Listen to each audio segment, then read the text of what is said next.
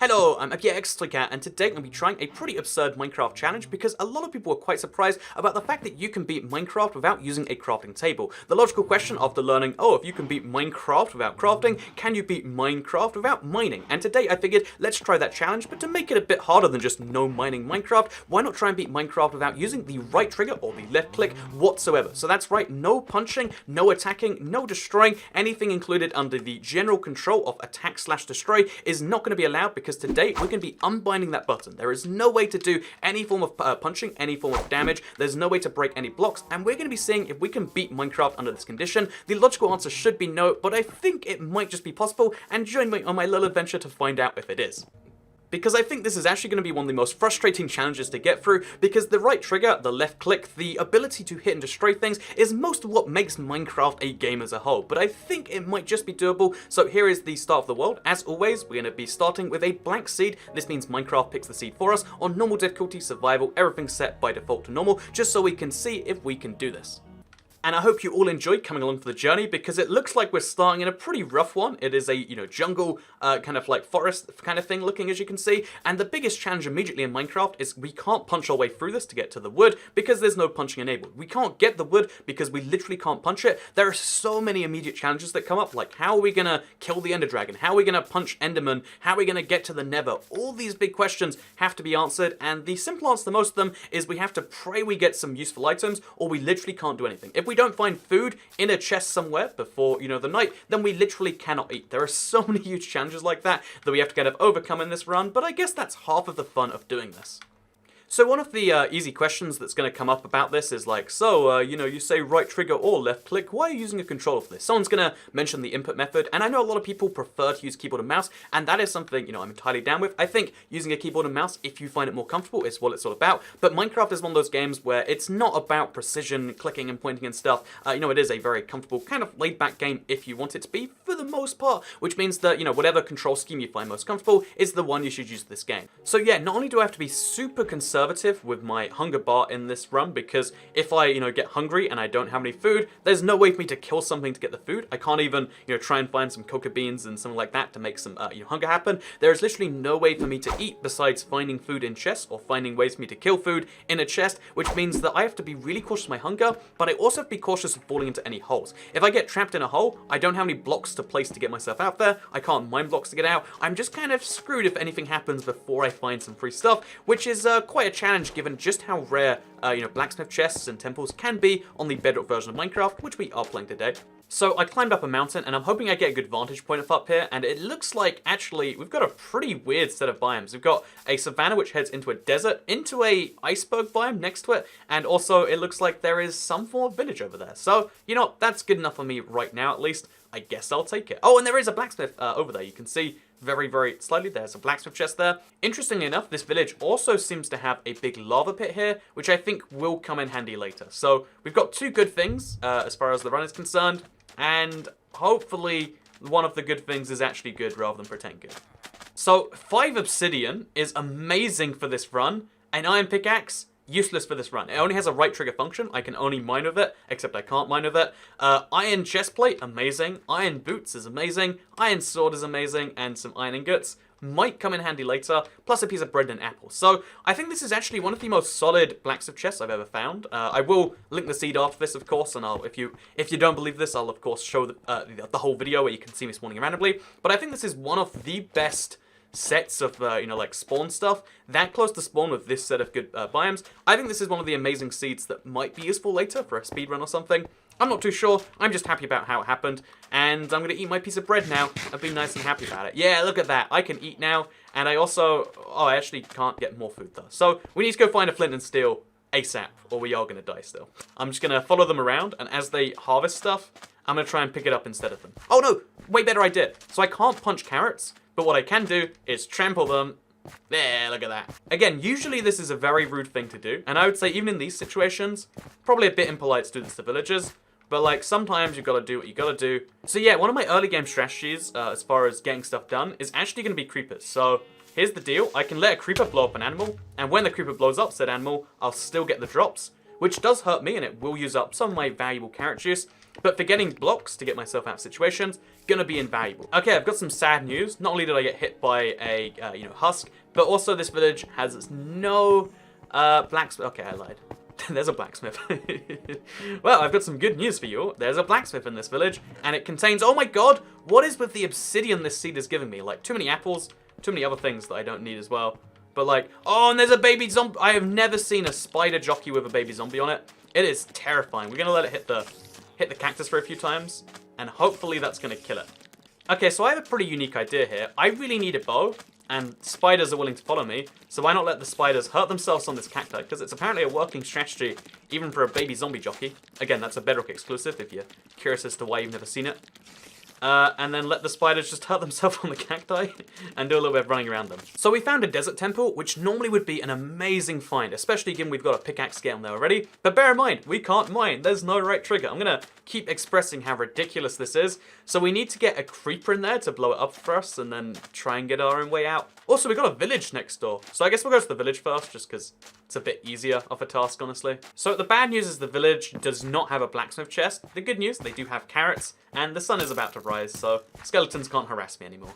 You know how creepers always show up where you don't want them to? The one time I need a creeper, I've searched the entire area for one, I can't find one. And without a creeper, there's no way into this place, because, you know, there's no easy way to just mine into here. I can't let a zombie do that for me, or a husk, is that over there? Oh, there's a skeleton in here too. Oh god, oh god, oh god, oh god, oh god. So it turns out this seed is amazing if you're a loot fiend. Not only because of the fact that we've got another village, but if you look out in the distance just over this village, there's another desert temple just over the way. So I guess really good seed. So we got another iron pickaxe, which is air, but we also got a saddle, which I think we can actually use in Minecraft. So that's wonderful. We got some apples, we got a saddle, we got all the goodies, necessities of life. So one of the things I just realized that I can do, and that I probably should do, is use some of my iron, which is otherwise just sitting there, and probably not going to be used, you know, besides one I need for a shovel, and use the other free iron to make myself a bucket, because I can fill up the bucket, you know, I can get a bucket of water without ever needing to right trigger, which is going to be my defense mechanism for the most part if I actually do get swamped, because buckets of water make enemies go away. And now we're going to head to the desert temple and try and get some extra loot from inside there. You never realize just how much you want a creeper until you can't find them. There's one in the distance there, and I'm so happy to find any sign of their life. Like, again, I feel like creepers, you know, they're just as common as other mobs when you're not looking for them. So I'm taking this creeper on a bit of a journey. He's going to see the world a little bit. He doesn't want to come over to this side of the river, apparently. I want to save you, creeper. You got to come with me, though. Oh, no, no, God. Okay. Okay, we found a creeper much closer to the temple anyway. All we have to do is convince him to come back to land, which apparently they don't like the sea anyway, so he'll be very willing to just come right with me. So the rest of this is easy. There shouldn't be any mobs inside here. Oh god, no, no, no, no, no. Okay. So now we get the creeper to explode just up here. Take no damage, hopefully. And there we go. Bunch of sandstone, which is, I guess, interesting. So now I just have to avoid that like it's the plague. If I touch it, I die, and it's the run over. If a mob falls in here and they die, it's the run over. So just for safety, I'll do that, actually. Oh, golden apple. That is definitely going to come in handy later. And it looks like all that, like, spider killing with cacti has been made entirely useless by this alone. Oh, actually, I do need wool. So boom, we found a real use for that. Okay, so there's one last thing I really need a creeper to explode, and that's gravel. I need to get some flint for flint and steel so I can actually do damage of my own accord rather than just using cacti and creepers. And if a creeper can blow up some gravel for me, that'd be appreciated. So we have a creeper. Do we have gravel? I mean, I do kind of want feathers. Hey, look, it has some kind of gravel, exactly like I predicted. Now we just have to not take damage from the resulting explosion. But even just a single block between you and the creeper can absorb all the damage. And apparently all the explosion impact too. Where's my gravel? So this is, I think, the best way to overcome the second challenge we're about to face in Minecraft, which is how do we get to the nether? How do we get, you know, like a proper aggressive weapon? And the answer to that question is using a flint and steel, which, again, it's another item where the primary use is not hit, you know, the primary use is really its secondary use, which in this case means we can light fires, which means we can do stuff. And I'm going to be careful with these lights, so, you know, I'm going to be reserved from now on. But yeah, now we have a proper way to actually damage stuff in Minecraft. It's just we can do like 1 damage a second, and a lot of mobs like the Enderman have 40 health. But besides that, we're doing pretty good. So interestingly enough, another problem that the flint and steel solves is actually that of lighting in dark areas or lighting glitch areas. All we have to do if we want to see a cave is light it up, and suddenly light glitch goes away. We can see what's inside, I feel like there's only so much burning sheep I can do before I start to feel like a bit of a monster. So here's a wonderful thing. I don't know how it's there, but a creeper has stayed alive this whole night, kind of near this desert temple, so I guess we're gonna go dive into that one as well. I think I've genuinely lost the creeper. Where did he go? Is he in there, hiding in a corner? I think the creeper literally despawned in somewhere. I don't see him anymore. Anyway, he followed me the whole way here. Where is there for a creeper to get lost? Inside here? Oh, there he is. Okay. So this is handy because we can get him to drop down, hopefully. Follow me down here, creeper. Follow me down. Oh, he doesn't want to follow me down. So we have to make a staircase for the creeper to come down, just so he can explode me. There we go. Do your magic. Hey, more diamonds. This seed is a great one, as it turns out, if you're looking for the usual stuff. Not so great if you can't mine or hit. Wish the developers had thought of that when they, I guess they don't pick every seed individually. In fact, that's definitely not how that works.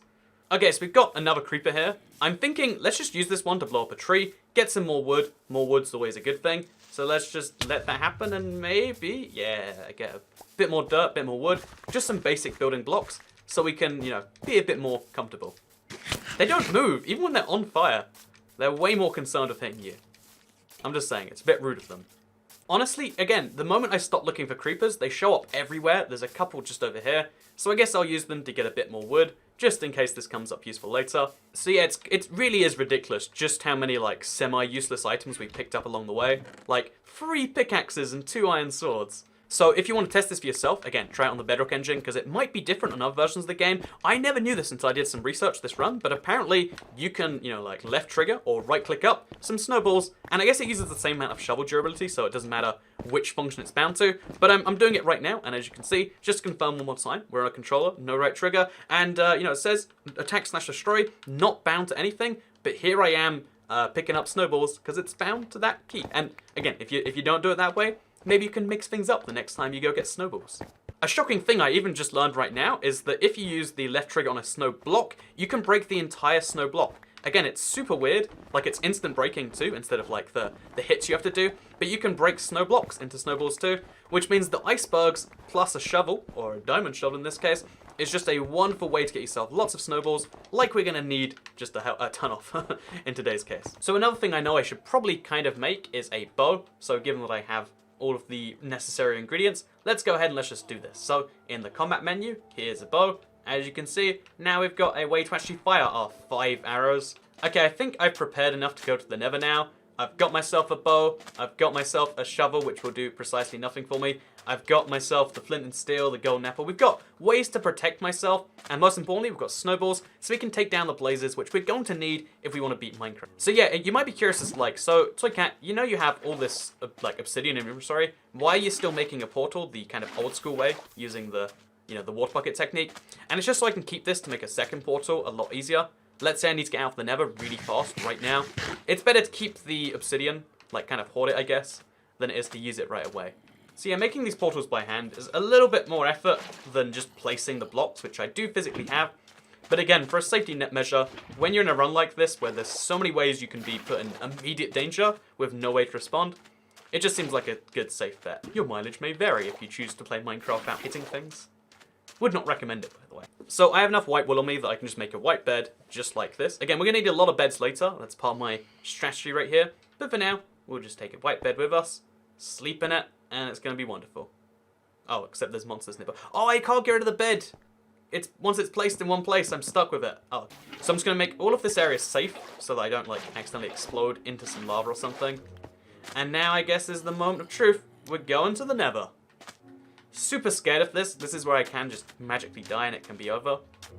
Oh god, that's the reason why, by the way. Oh man, it's loud. It's so loud. So the key objective while we're in the Nether, besides avoiding ghasts and keeping my portal safe, is to find a Nether fortress. Yeah, Nether fortresses are fairly rare. I've gotten lucky the last couple of times, but I'm assuming my luck will end today. I'm gonna have to go find a real fortress somewhere around here. And I don't know where to even begin. So I guess we'll just go up. Oh, I hear blazes somewhere around. I hear them, but I don't see them. Which is usually the opposite, because they're usually so far away. So I guess it must be just below where I am right now. Oh, what'd you know? Am I correct? Hey, I am good at sound whoring in Minecraft, apparently. And here's an amazing fact about the Nether you might not know. One of my ways to counteract the fact that blazes are made of fire, and you can't attack them, without using the right trigger. You can't light them on fire. But what you can do is you can use snowballs, which is a left trigger effect, and it does 2 damage every time, which is more than the 0 damage it does to most mobs. Which means as long as we can actually hit them 8 times in a row, I think it must be, you can kill them, which gives them a chance of giving you their precious, precious blaze rods. I can hear them directly below me. I'd usually just mine in there, but guess what? No mining, no attacking. Both those things make my life a challenge today. Oh, and the skeleton's coming over too. What a wonderful development. So I guess we'll try and knock him off using the snowballs. Oh, there we go, there we go. Yep, just a couple more snowballs. Hey, oh no, come on, game. Come on, be fair to me. Without getting... Oh, I looked at the Enderman. Oh, he saw me. Please don't kill me. Can make a safety shelter just in case. I am very terrified of that Enderman right now. Okay, so it's 8 snowballs in a row, so we have to kind of like charge after them, one after another. Make sure you get the cooldown reset, and then there you go. Look at that. It's apparently tricky when there's a magma cube in the way. So there's a blaze on the ground over there I mostly injured earlier. I guess we'll just finish him off now because it can't be too hard to do, right? Yep, it was that easy. Oh, there's a blaze spawner here, and it's a dangerous route to go down. But honestly, if we just need to rapid fire kill them, and we have the snowballs, which we do. Come on, any blaze rod? Yeah, no, I'm starting to wonder if this is affecting our odds. It can't be true, right? There's no way the method in which you kill a blaze affects its blaze rods. Oh, blaze rod, finally! So the odds of flipping 6 coins and getting the wrong result 6 times in a row, by the way, absurdly low. You might think, well, Toy Cat, it's a 50-50 chance. What are the odds? Really, really, really low, actually. So I'm starting to get the rhythm a bit more off the blaze cooldown timer. It's a bit longer than when you normally attack, I think. I think they're definitely dropping less blaze rods than otherwise. Maybe it's a feature in the newest update, 1.7, at least at time of recording. Maybe it's a bug in the current update. Maybe it's always been this low and I've been really lucky before. Or maybe all of the above. Okay, so we've got 5 blaze rods now. I'm going to go for like 10 just to be safe. I'm here. I've got snowballs. I've got all the time in the world. Oh, when there's a block above the snow, it also stops it from turning into, like, I guess, yeah, that's what I said before. But when there's snow above the snow, that stops the snow from turning into it as well. So I just made a bunch of snow that I can't turn back into snowballs. Which isn't that big of a deal, but it's like a big mistake to make. So yeah, honestly, just the nightmare of coming back in here and trying to do this again and all the tiptoeing around I had to do. That's why I'm just going to get 10 blaze rods, enough for 20 IF enders. I'm never going to run through that many. I really love challenges like this just because of the ingenuity they require, like the new solutions that you don't normally get to, just run around killing blazes and snowballs, but it is a more interesting way to do it. Like, I'd recommend giving it a try sometime. It feels good to be back in the overworld. I've cleaned up my hotbar. I'm going to clean up my inventory now. We're just going to get a much more calmer thing going on because the biggest high pressure event is now out of the way. And now we have to deal with Enderman and the whole, I guess, chase for the stronghold, which is going to be a bit of a nightmare, but I guess we've got to start somewhere. Given that sand was the limiting factor of me making TNT earlier, I guess what we should do is probably try and get a bunch more of that by just causing as many drops as we can and just hoping to see bad things happen. Like this right here, there we go. However, today I do have a real, genuine purpose, and that real, genuine purpose is to get myself a horse. If you're curious as to why I need a horse, I don't really need one. It just kind of makes exploring a bit easier, which will be great for the Enderman rush, which I kind of have to embark upon now. Aha! I have found myself a horse, it seems, and although my previous first horses from every one of these runs I've done before seems to have gone badly for me. Oh, wow, never mind, this one's just perfectly tamed. Maybe it's the dream horse? No, this sucks. This is literally slower than walking. Why are you like this, horse? This is its fast speed. I'm not walking slowly to be funny. This is its maximum speed. This is its max jump too. I don't think I've ever seen a horse this bad in every way. I had to criticize it before I even got on it, but this horse makes me feel like I'm one of those slow trains that stops at every single station, except even between the slow stations it stops at, it decides, well, we're going to stop in another couple miles anyway, so why even bother going at any speed? And you're like, I just want to go to my destination. Aha! Our first Enderman off our, now aggressive phase of the day. So we can fire snowballs at him. That's not too useful. We can get creepers to explode by him, which is probably our best bet, honestly. And we can also set him on fire. There's a lot of issues with our strategy, but we're just going to hope for the very best here. Okay, you've got to die now, right? Okay, he's over there. Yeah, and if he teleports and then dies, we have to do some serious looking for that ender pearl. Which can be a problem later in the night. Although, he does not want to die, apparently. Where's he at? Okay, he's over there. Come on, you've taken so much damage. They have 40 health points, so it's... Oh, yes, though. It's really tricky to get them to go down, but guess who's done it anyway? Aha, there is another enderman. Maybe coincidentally, maybe not. I'm not even entirely sure. But same rules apply here. Just have to get him to go into the fire, or put a fire on him if we can. There we go. So we have to hurt him for damage 40 times. It's going to use a lot of our flint and steel. But it's literally necessary, so we just have to do it. Bit by bit, we will kill this enderman. Yeah, you can see they teleport in such a weird way that makes it really hard to keep track of them, especially if they're going to die just after you light them on fire. Yeah, that fire is getting pretty real too. So while doing the enderman hunt, which like I've said before is one of the more tedious parts, although in this case it's a bit more of a wild ride each time, but while doing the enderman hunt, I've actually ran across 2 more desert temples in this same huge, seemingly endless desert, which is pretty cool in my opinion. I don't know if I'll even get use from them or if it's worth going in, because they don't usually give you arrows, but it's a fun thing to have regardless. It does, you know, it's a good way to mix up the endless desert, endless savanna kind of mix up we're going through. So I had a relatively good string of luck with endermen, but I haven't found one in a really, really long time. And I'm starting to wonder if there's a reason, maybe? Like, maybe we've got to go over new ground. I think with endermen, you just got to accept sometimes that sometimes you find them, sometimes you don't. It's a very random thing, and although there are ways to control that random potentially, for the most part, you just got to accept the luck that you're given. And in this case, we're not given much luck. But we are given a creeper, which is good enough. Oh, never mind. Look at that. Just over there behind the tree in the background, we get some goodies. So, as you can see, patience is rewarded immediately in this case. We're going to build ourselves a nice little shelter, just to protect ourselves in case the enderman goes rogue, because you never know when an enderman's going to go rogue. It's just a real fear you've got to have. And, oh god, okay. I thought that was the enderman. It's fine. Spiders are pretty much no threat to me. But endermen, on the other hand, they potentially are. So let's light them on fire, and let's get them to do this. So we had a pretty good night for endermen, and also, you know, a good night for getting some dirt and some wood, which means that we now have 4 IF enders, well, 4 ender pearls, which equals 4 IF enders, which means that we're going to probably be able to give the finding the stronghold a good go. Again, we can find it above the surface. Getting below the surface is going to be a whole extra challenge, like challenge number 4. How do you get to a stronghold when you can't dig? But we'll deal with that when we get there, and let's just hope that 4 IF enders, it's a lot, should be enough to get me in there, right? Where'd that even go? Oh, it went this way. So, from where I am right now, it's almost a perfect diagonal that way. Always pay close attention to this. I'm standing on this block, and it went diagonal entirely, and then very slightly to the right. So, functionally speaking, oh god, we're getting attacked. But functionally speaking, if we just go perfectly diagonal, you know, perfectly this way, we're going in the right direction right now. Okay, so we've reached the end of the land, which I can reasonably go through. I'm hoping that the IF ender will point me backwards, but I think it's going to point me into the ocean, which is a terrible, terrible. Yep, right into the ocean. And at least I got the IF ender back. So we have to go directly into that, which is going to be a bit of a mess, given we don't have any boat, and making a boat is particularly hard for us. But I guess it's just a challenge we have to come up with.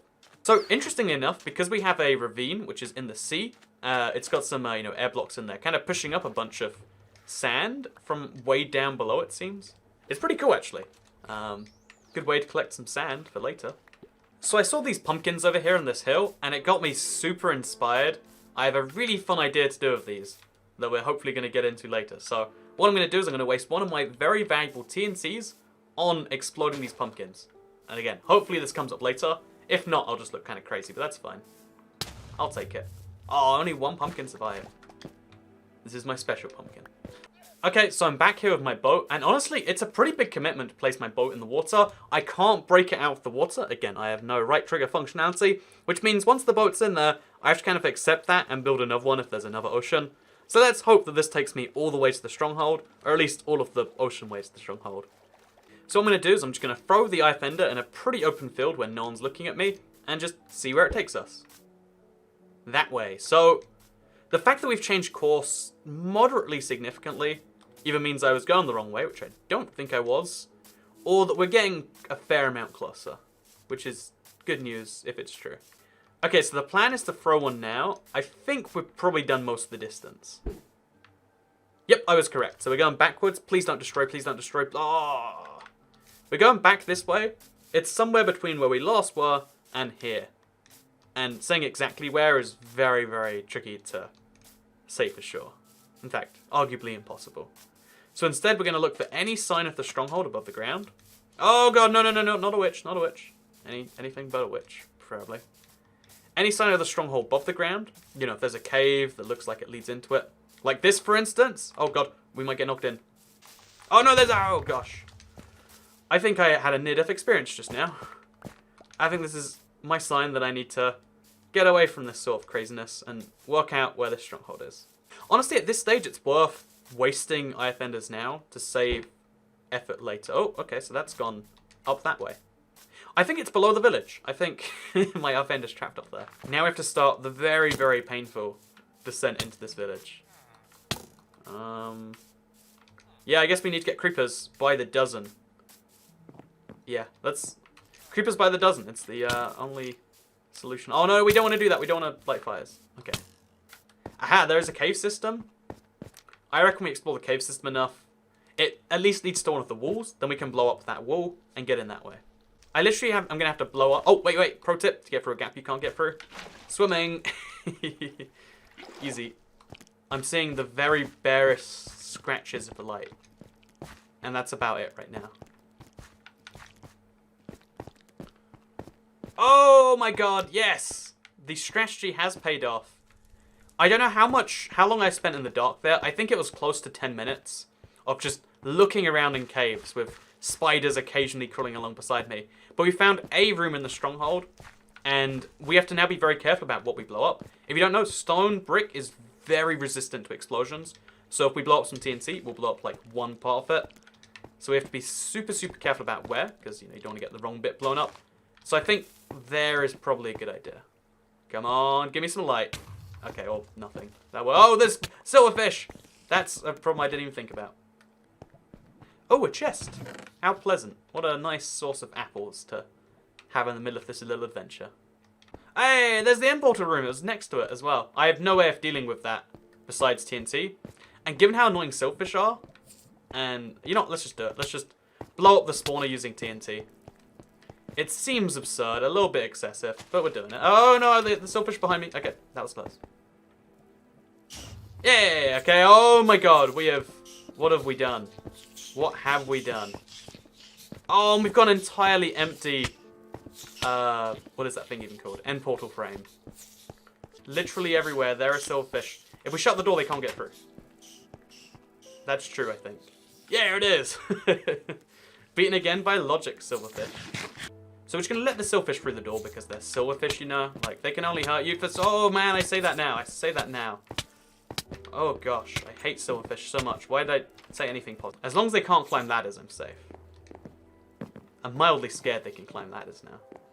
Come on, the chest in here is covered with a... Okay, that's fine. Didn't want the free stuff anyway. Come on, like, zero IF Enders in the portal. Like, why do I deserve that? Also, come on, over here, chill over here. There we go, get down. We're just gonna wall off the library. There we go. That is the silverfish dealt with, for now. And then this area, we'll just make like a... Oh gosh! Hey there, friends. Hey there, friendos. So now we've lit the entire way in and the entire way out. We're good. We've done it. So now we should have to work out the way out of this cave. And again, I was literally circling around for 10 minutes. Which means this is going to be a bit of a nightmare. We found an enderman in the cave, but I don't have enough flint and steel to do it just yet. Finally, after a ridiculously long time trapped in that cave, we have found a way from the surface to our stronghold. Again, if I had a pickaxe, do you know how fast that would have been? That would have been 40 seconds of mining down in the stronghold. This way was a nightmare on both ends. Yeah, I'm 100% sure that there's some glitch involving destroying gravel naturally, because we're just not getting flint. It's a 1 in 10 chance normally, but doing it this way, I've done it about 100 times now. So okay, before we can do any of the other stuff we need to do, because of my very low flint and steel reserve, I need to trick this creeper to come live with me to some gravel. Okay, this time I've got a foolproof strategy. I'm going to place the gravel next to the creeper.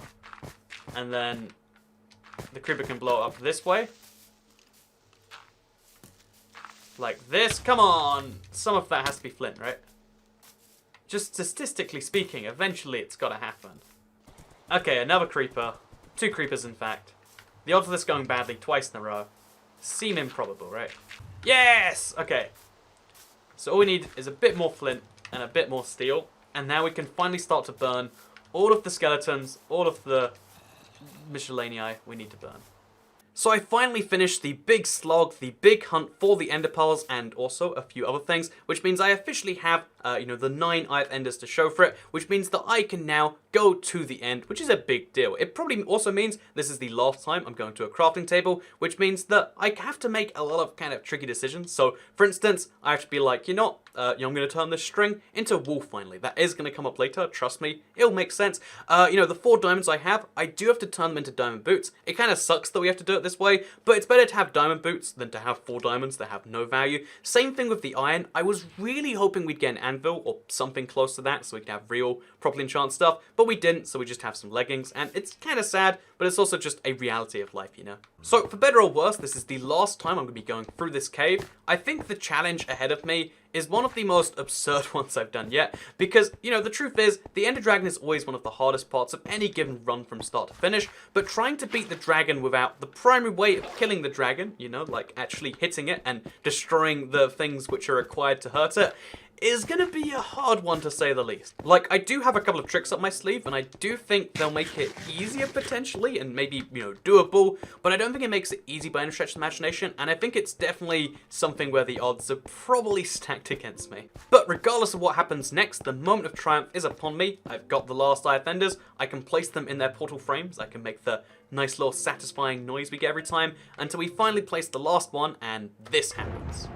So the first thing I always recommend doing, at least for a few seconds when you get into the end for the first time, is to give your, end a little bit of a check out and work out what's what. So, yeah, try not to look at the ground or try not to look where the endmen are while you do this, because that causes problems that you really don't need. But look around the end and work out, is it a good end, is it an easy end, a hard end? So for instance, looking at this one, you can see I've got the easiest tower in the world right next to me, like that's the easiest one to go for. But then you can also see that we've got a caged one next to it, which is kind of short, and then you can see some tall towers in the distance. So it looks like, although this isn't the easiest end in the world, it's definitely not the hardest, because our 2 cages, there's always 2, are on relatively, actually I'm not sure if that is quite short, they're on small to medium sized stumps, and the tallest towers are unguarded. So yeah, that combined with the fact that the main portal is quite high up, means we've got, better than average, or at least average, end place, which is going to be helpful for a run where, we're kind of handicapped as it is. And yeah, my very first move is going to be a bit of a shocker, but I'm going to use the time in between when the dragon comes in to get me, which I think she just did, as a opportunity to start blowing up the cages. Because these cages are going to be the bane of my life if I just don't get them out of the way right now. I'm going to stack myself up while the dragon's not coming after me. I'm going to explode one of these things, jump right back down, and then we've got one of the cages gone already. It's that quick. It seems absurd, it seems impossible to get through the cage without the right trigger, and explosions are my only way out of it. Explode the cage, explode the thing, explode the dragon. That seems to be our strategy, and it seemed to have worked right there. So we're going to try it again. This one's a bit taller, so it's going to require some more speed, but we just want the dragon to swoop in once. Once she swoops in, I've got some time, I can stack up, we can do it again. You got about 10-15 seconds till another swoop can come in, which means you just want to, real quick, when no one's looking, do that, and then get out of there. And if you do it right, just like that, the second cage is down.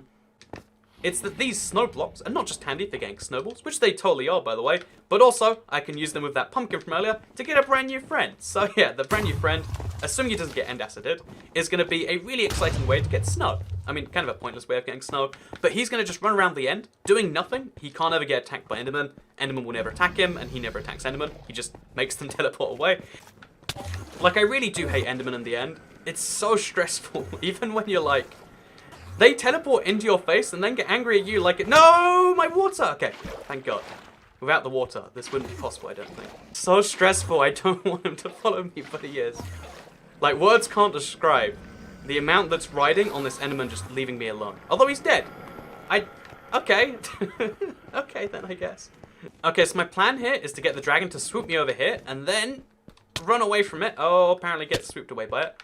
And just to do this, let's just stack up. However we have to do it, we're gonna do it. We're getting up here. It's gonna happen. What are the odds of getting knocked down 3 times in a row? Really low, probably, right?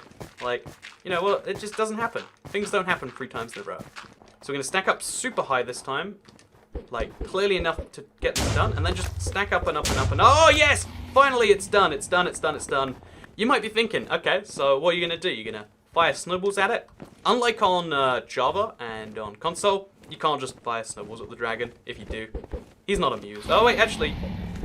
Okay, yeah, the dragon's not amused. She's not. She does not take kindly to them. Because we're going to make a crafting table. In fact, 2 crafting tables. One over here. And one somewhere over here.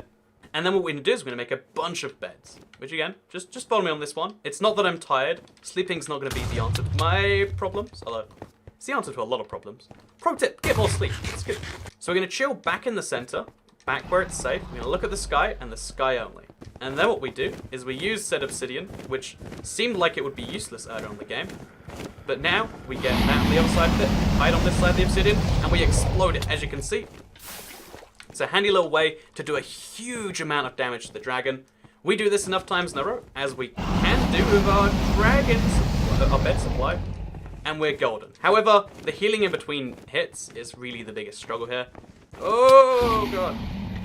I'm so close to death right now. I am so close to death. Please don't kill me, game. I do not deserve whatever punishment you're thinking of giving me.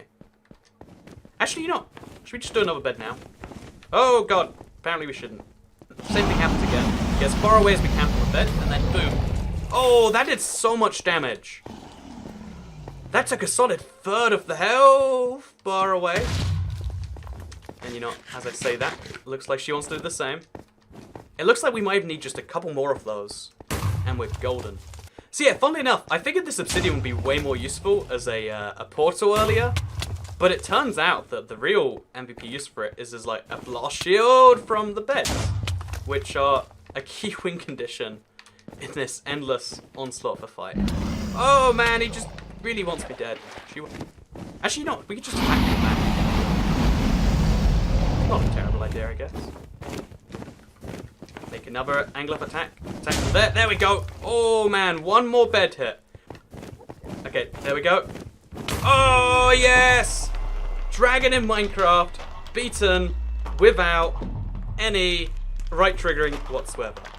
You have no idea how relieving it is to have beat the dragon. I did not think it would be possible. There were so many moments in that fight where I was like, it's going to be over. It's going to be all for nothing. But apparently it's not. Apparently we did it. Yeah, I like doing these challenges. They encourage you to learn about these different weird ways of doing stuff in Minecraft. And that's something I find to be beautiful. And apparently, so does this villager right here, who's coming just to say, make sure you hit that bell if you want to see more of these in the future. But no, more seriously, I hope you all enjoyed this video. I hope you all enjoyed the speedrun in general. I'm doing a bunch of like fun challenge stuff like this from time to time, because that's why I love in games. I love using challenges and opportunity to explore more about it, and really just exploration of games and some of their weird secrets. It's something I cover a lot on my channel, so if you want to see more of that, make sure you do subscribe and maybe hit the bell if you want to see notifications of that stuff. I beat Minecraft without jumping to see if that was possible, and then I beat Minecraft without crafting. Now we beat Minecraft without mining. I'm not sure what is a higher end challenge, but I can't imagine there's too many. So yeah, long story short, I hope you all enjoyed today's video, and I guess I'll see you all in my next video. Goodbye.